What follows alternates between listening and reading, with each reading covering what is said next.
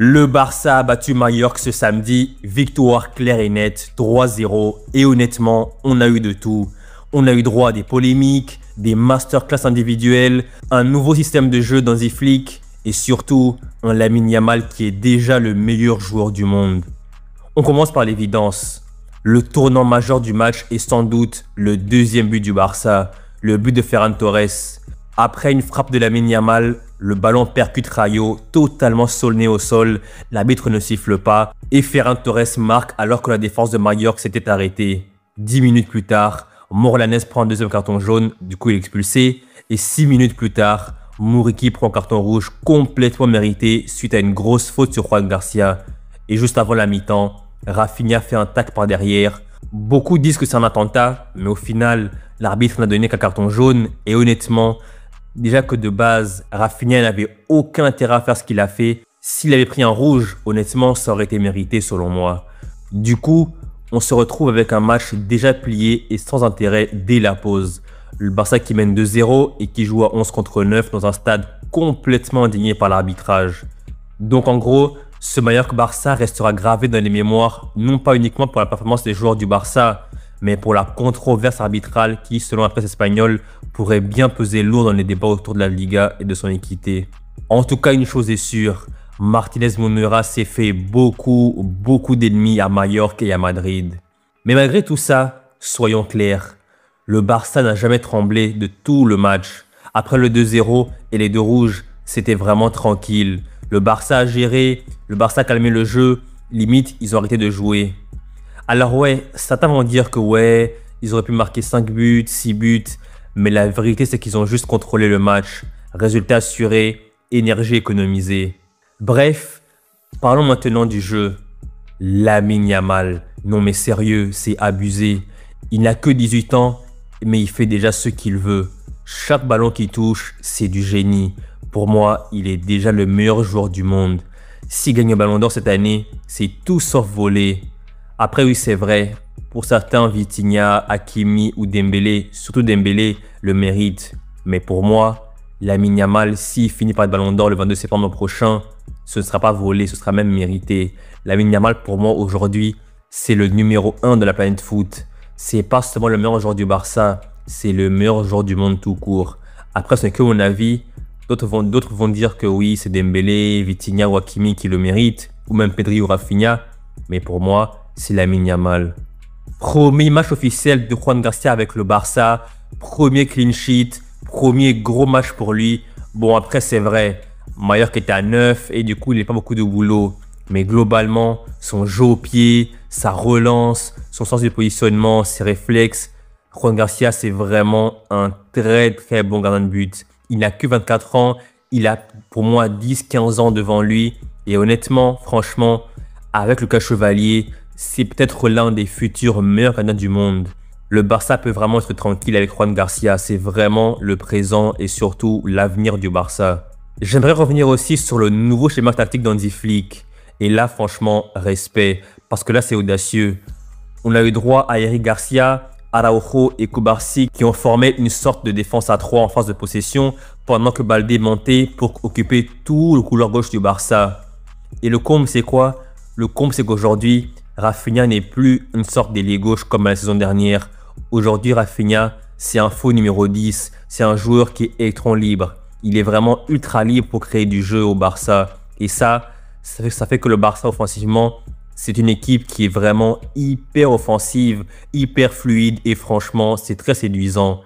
Rafinha qui joue à côté de Fermin et qui joue derrière Ferran Torres ou Lewandowski quand il sera de retour de blessure, ce sera vraiment très intéressant à voir. Et du coup, Baldé, il aura tout le couloir gauche pour lui. Mais après, ce système de jeu, ça marche contre les équipes qui sont inférieures. À voir contre les équipes top ce que ça va donner contre le Real, contre l'Inter, contre le Bayern, City, Paris Saint-Germain, on verra à ce moment-là. Mais là, pour l'instant, de ce que j'ai vu, ce nouveau système-là qui est un peu hybride, ça marche très bien pour l'instant. À voir sur le moyen et long terme. Mais attention, pour l'instant, tout va bien au Barça, mais tout n'est pas parfait.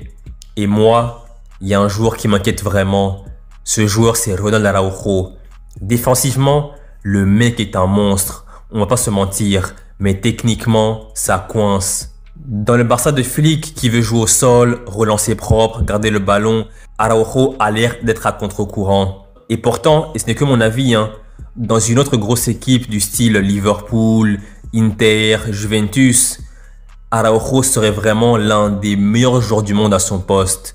Mais là, pour ce Barça-là, pour ce Barça d'Hansi Flick, est-ce qu'il est vraiment adapté? Pour moi, non.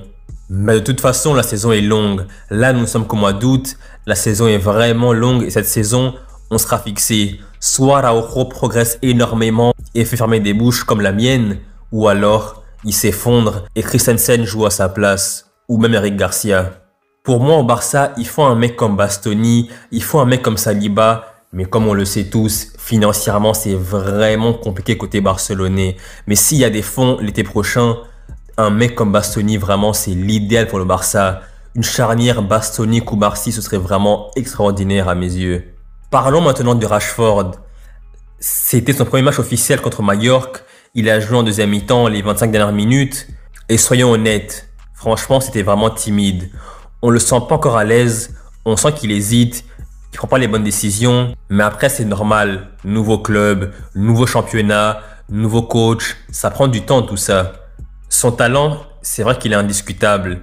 Il faut attendre un peu, lui donner quelques matchs et ensuite on verra Rashford, le vrai Rashford. Le Rashford qui marque des buts, le Rashford explosif, percutant, qui dribble bien. Je pense que d'ici quelques matchs, d'ici un mois ou deux, on aura droit à la meilleure version de Rashford. En tout cas, j'en suis sûr et certain. De toute façon, cette saison, c'est clair. Avec lui, soit ça passe, soit ça casse. Là, il a vraiment une chance en or de briller de mille feux au Barça. Donc là, il a vraiment le cadre idéal pour lui. Il a quitté l'Angleterre, il a quitté Manchester, il a maintenant au Barça un club dominant, un club ultra offensif. C'est vraiment le cadre idéal pour lui. À lui de convaincre Hansi Flick qu'il mérite de jouer au Barça en faisant des gros matchs. Donc tout dépendra de lui à 100%.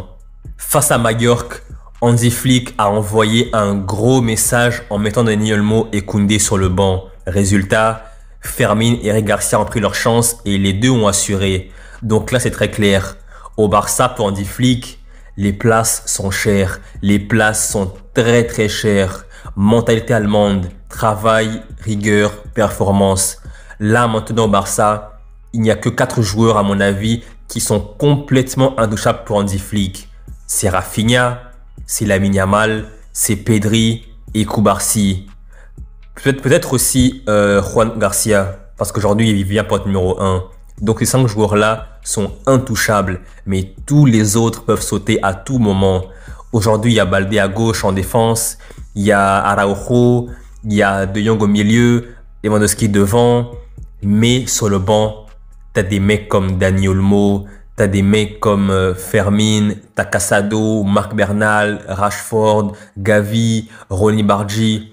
Aujourd'hui au Barça, il y a vraiment du matériel. Hansi Flick a l'embarras du choix, notamment au milieu de terrain et en attaque. Donc là, franchement, à part Juan Garcia, Cubarsí, Pedri, Rafinha et Lamine Yamal, tous les autres savent qu'ils peuvent sauter à tout moment. Et ça, franchement, c'est tout bénef pour le Barça. Là, le Barça a un vestiaire ultra compétitif et franchement, ça va booster tout le monde à donner le maximum.